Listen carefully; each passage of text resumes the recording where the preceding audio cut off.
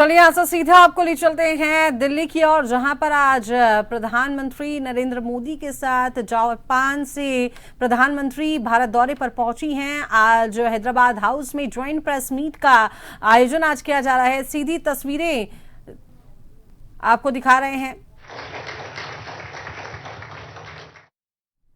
Takaichi Bharat दौरे पर हैं।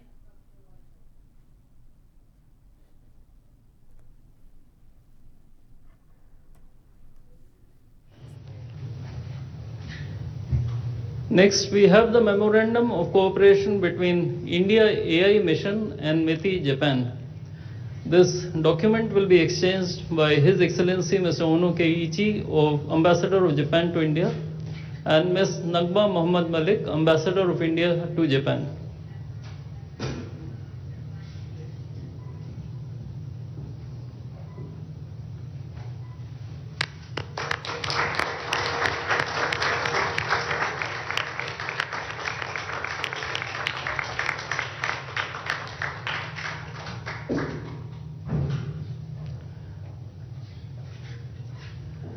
Ladies and gentlemen, this concludes the exchange ceremony. I would like to inform that Prime Minister Modi will be addressing the media in Hindi. Members of the audience may use the audio device provided to listen to the translation. I request Honorable Prime Minister of India, Shri Narendra Modi, to give his remarks to the media. Your Excellency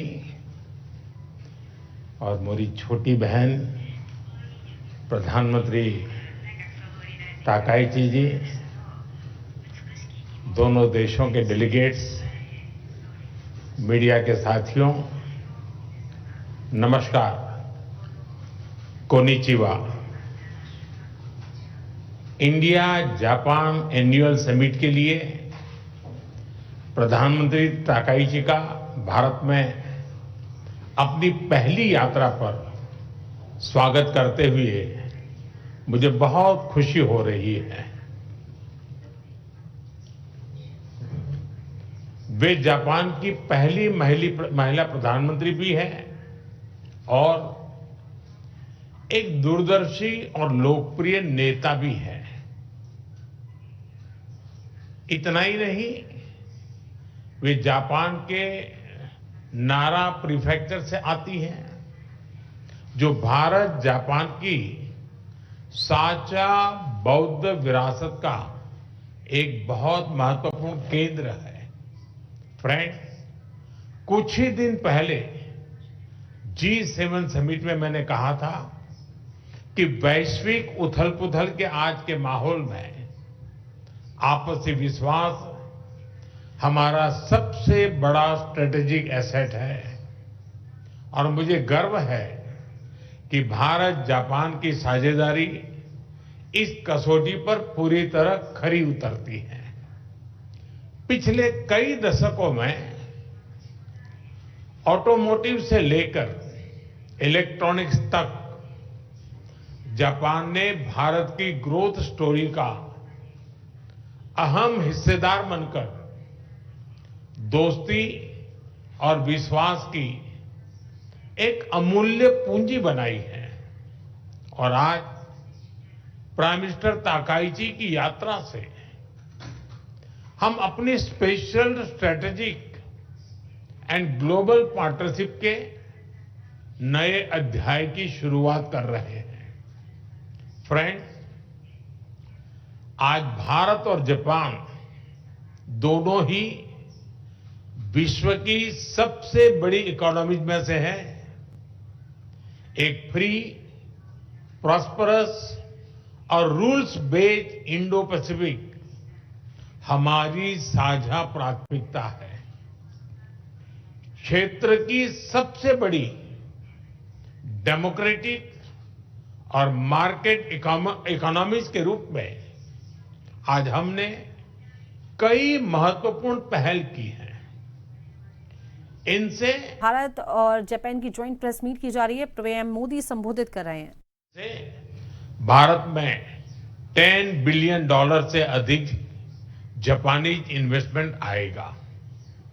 आज financial services agency के बीच agreement से capital और investment flows और सुगम होंगे। हमारा लक्ष्य स्पष्ट है, अगले 10 वर्षों में जापान से भारत में 10 ट्रिलियन येन इन्वेस्टमेंट और भारत में जापानीज कंपनी की संख्या दोगुनी करना। भारत में लगातार हो रहे रिफॉर्म से ईज ऑफ डूइंग बिजनेस बढ़ा है। जापान की कंपनीज भी इसका लाभ उठा सकती हैं। फ्रेंड, आज के अनिश्चितता भरे युग में भारत और जापान दोनों इकोनॉमिक सिक्योरिटी और एनर्जी सिक्योरिटी का महत्व अच्छी तरह समझते हैं। इसी दिशा में आज हमने इकोनॉमिक सिक्योरिटी के लिए एक ज्वाइंट रोडमैप तैयार किया है। इसके माध्यम से हम सेमीकंडक्टर, क्वांटम और एडवांस मटेरियल जैसे स्ट्रेटेजिक क्षेत्रों में सप्लाई चेन रेजिलियंस को मजबूत करेंगे। एनर्जी सिक्योरिटी के क्षेत्र में भी आज हमने कई महत्वपूर्ण निर्णय लिए हैं। इंडिया जापान बायोगैस इनिशिएटिव के माध्यम से हमें भारत में 1000 बायोगैस और ऑर्गेनिक फर्टिलाइजर प्लांट्स लगाने में सहायता मिलेगी। इससे हमारी गोवर्धन पहल और मजबूत होगी। इससे भारत के गांवों में सस्टेनेबिलिटी, प्रॉस्पेरिटी और रूरल लाइवलीहुड को नई शक्ति मिलेगी। ऑयल शॉक जैसी परिस्थितियों से निपटने के लिए आज हमने एनर्जी रेजिलियंस पर भी एक महत्वपूर्ण पहल की है।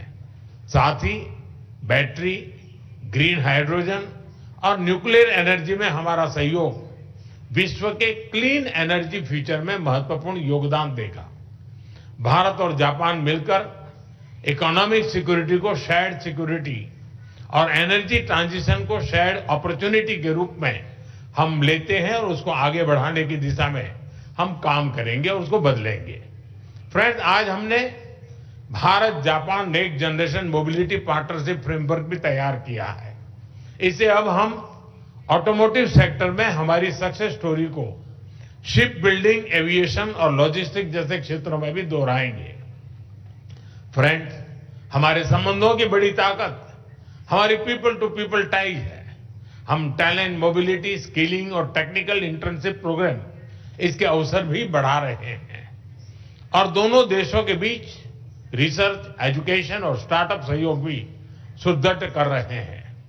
हमें बहुत खुशी है कि अगले वर्ष हम भारत जापान डिप्लोमेटिक रिलेशंस की 75th एनिवर्सरी मनाने जा रहे हैं। इस महत्वपूर्ण अवसर पर हम कल्चर, टूरिज्म और क्रिएटिव इकोनॉमी सहयोग से आपसी कनेक्ट और प्रगाढ़ करेंगे।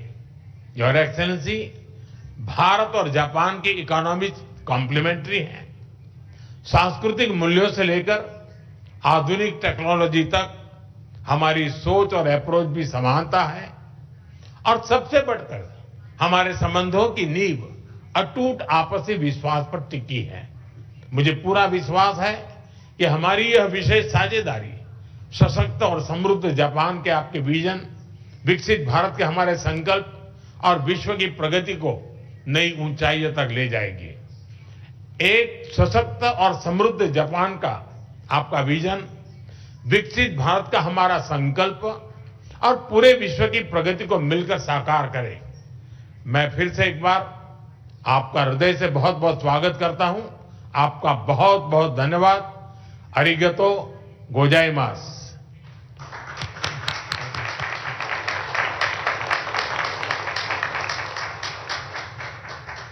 Thank you, sir. May I now request Her Excellency Ms. Takaichi Sanai, Prime Minister of Japan, to give her remarks to the media. 皆様、こんにちは。 Ladies and gentlemen, good afternoon and namaskar. First and foremost, I would like to extend my heartfelt gratitude to Prime Minister Modi and the people of India for your warm hospitality on the occasion of my visit to your country. You called me a beautiful younger sister, Prime Minister Modi. But at the small meeting before the big meeting, we confirmed that we are on the same page and developed this relationship as brother and sister. Japan and India must leverage our respective strengths to become stronger and more prosperous together. In the midst of international affairs in disarray, the establishment of such intercomplementary cooperative relationship has become ever more important.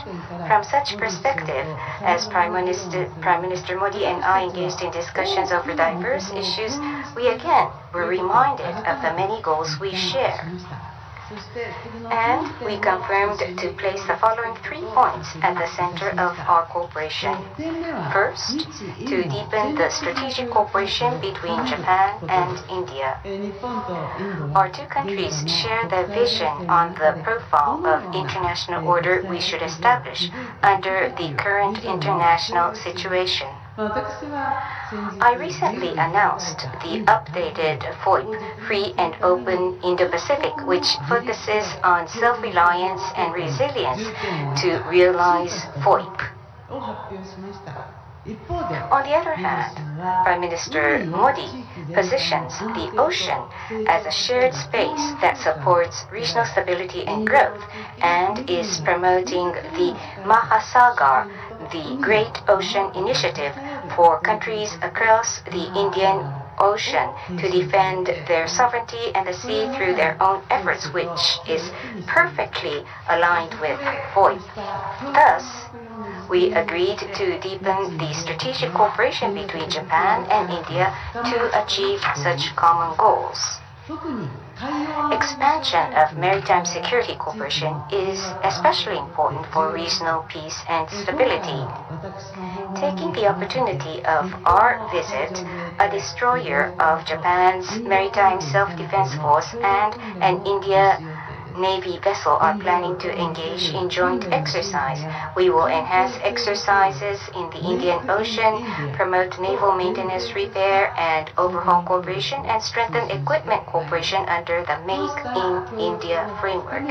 In order to deepen such cooperation, I have instructed the relevant departments to hold discussions and to organize the next Japan-India 2+2 before the end of the year. Second, promotion of Japan-India cooperation in the area of economic security and energy security.